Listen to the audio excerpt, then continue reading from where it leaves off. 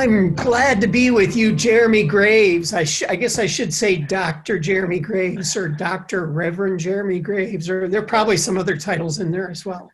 Nah, that's good. How about just Jeremy? I like that. I'm good with just Jeremy. I've given away a little bit already before we talk about the problems that you help clients solve. Tell us a little bit about your background, Jeremy. How did you get to where you're at today? It was a long journey.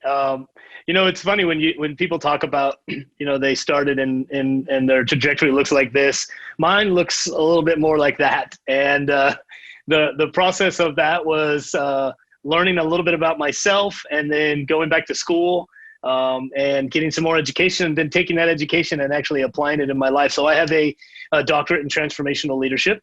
I have a master's degree in theological studies with an emphasis on strategic planning, which is a really interesting. I was the only person from my school who graduated with that degree. And part of it was just because of what I was doing at the time, required me to really try to get better at strategy. And so I just said, I want to put an emphasis on that. So, and now I find myself working with Price Associates and also teaching at the university here at Boise State. Yeah, so you actually, one of the interesting things is you sort of have three careers running side by side right now. So yes, Price Associates, we'll talk about that more in a moment. But at Boise State, you're teaching at the College of Innovation and Design. Yep. And what are you teaching there? I teach in the LEAD program. So there's a certificate program it's a lot of people who want to be coaches or maybe teachers, but it's specifically in leadership. And I teach LEAD 326, which is the practice of leadership.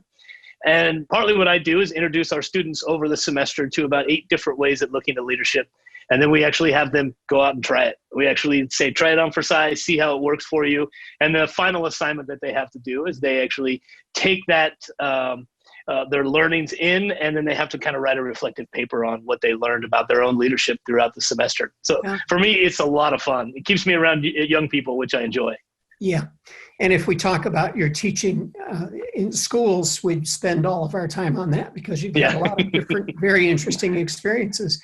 And I know because you've invited me to some of your classes, and so I've always enjoyed the people that I meet that are going through.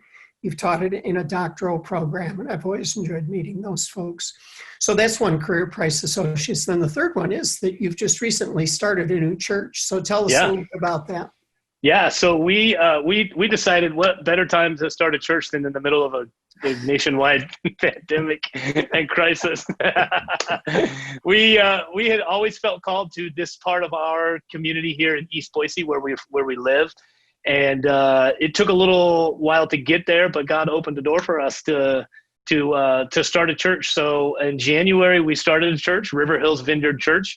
And we had 8 Sundays together before everything closed down, and we instantly pivoted to online. So I tell people we've actually been a church longer online than in person, but we've experienced some cool growth, and there's some new opportunities. One of the things I care deeply about is partnership in the community. And whenever we come out the other side of this, it looks like we're going to be partnering with a business in the community. So where we meet on Sunday, we'll actually be in a business. So it's a little bit different way of looking at church.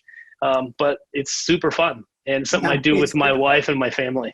It's already quite clear that you enjoy looking at different ways of doing things. And of course, you're part of the Complete Leader faculty. You've facilitated cohorts. You've coached quite a few people in the Complete Leader program. You've served as a subject matter expert.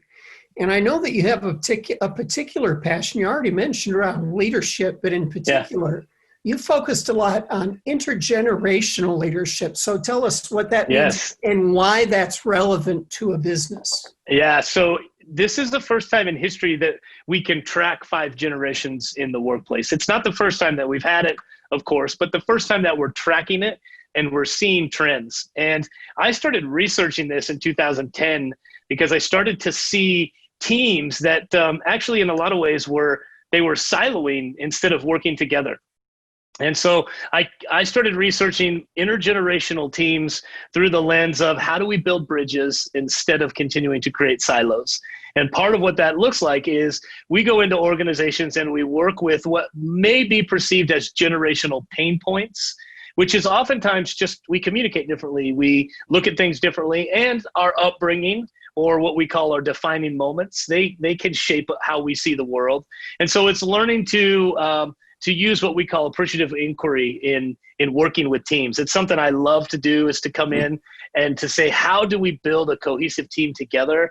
And what does that look like intergenerationally? And one of the reasons it's so personal to me is because I really have a sense of being on campus and working with young leaders that whatever we can do to help empower a younger generation to step into leadership, it's our responsibility as a leader and as a part of an organization to do that. So we try to remove the obstacles and some of the misconceptions about certain generations, and we try to get them talking and working together.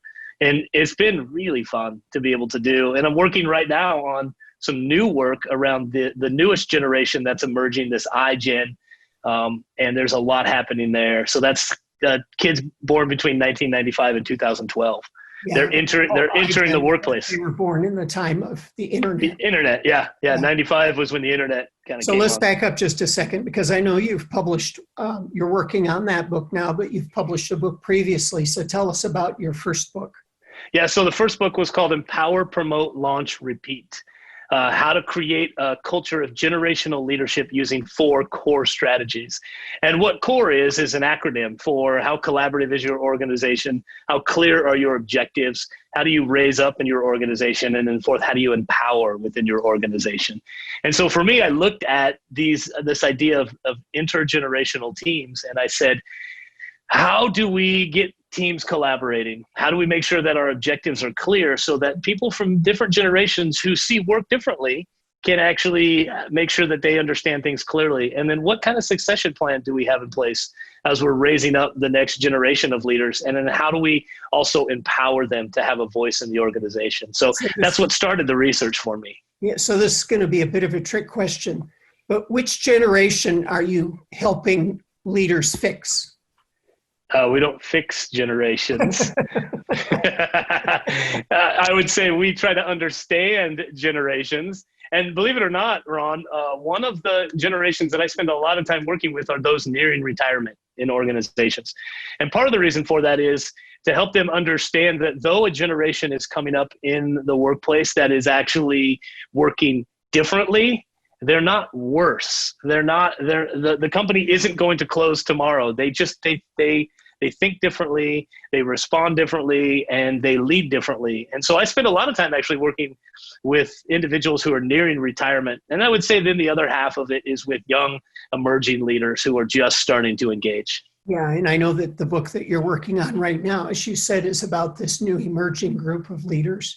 Yeah. And it seems like we as an older generation are handing them quite a few good challenges, quite a few problems to solve. Yeah. Yeah, you're doing that. And then there's my generation that's just stuck in the middle somewhere trying to figure it out. We're still mad because you guys stopped advertising to us in the cereal aisle. So I mean, we've been mad for a long time. So.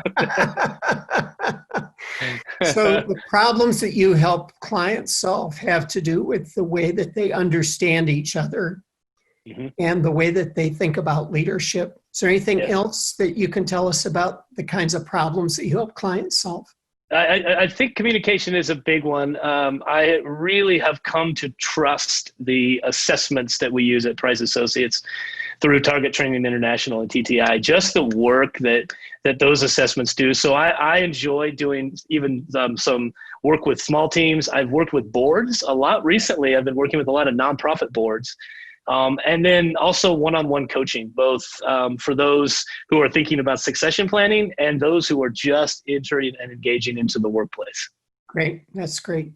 And when you're not at work, I mean, you got 3 careers going. You're not at work, but what do you enjoy doing outside of it? Well, I am a big hockey fan. Believe it or not, I got into hockey where everybody does, in Atlanta, Georgia. I got into hockey when I was 34 years old, and I just turned 45, and I started playing when I was 34. So I play with. Well, you skated growing up. Nope, never skated until I was 34 years old. Oh my goodness. That was the first time I stepped on skates. And my wife will tell you that when she comes to my games, it reminds her of the young little kids who are, but I think I'm moving really fast, and I think there's a lot happening. So I play hockey, which I really enjoy. It's a great group of guys. I don't play full-time on a team anymore. I'm more of a sub and just go up there periodically. But then I also watch hockey, not right now because we're not watching much of anything in the midst of a pandemic. But I watch hockey. I'm a season ticket holder for our local minor league team here. And probably one of my favorite things, truthfully, is just to be with my family. We live in such a beautiful place in Boise that we can get up into the foothills easy or walk along the river. And so my wife and I bought some bikes last year, and we've been cruising around the city on our bikes. And as we have one kid who's a junior in college and one kid who's a junior in high school, we're actually getting close to just being the two of us. We've had even times recently where the boys are all gone and it's just us, and we're like, wow, all right, well, here we go. So we're getting into that phase of our life as well. So it's been super fun. That's great. And just before we finish, I know that there's one thing on your bucket list that has to do with hockey and traveling. So tell us about that. Yeah, so we have set a goal, we as in a friend of mine and I in Atlanta, who we have set a goal to see an NHL game in every one of the NHL arenas. So there's 31 currently. There'll soon to be 32 because Seattle is going to have a team. And at this point, we have hit 23 of the 31 arenas. Oh, my goodness. Yeah. Wow. What are you going to do when you've accomplished that? Well, we're going to start over again.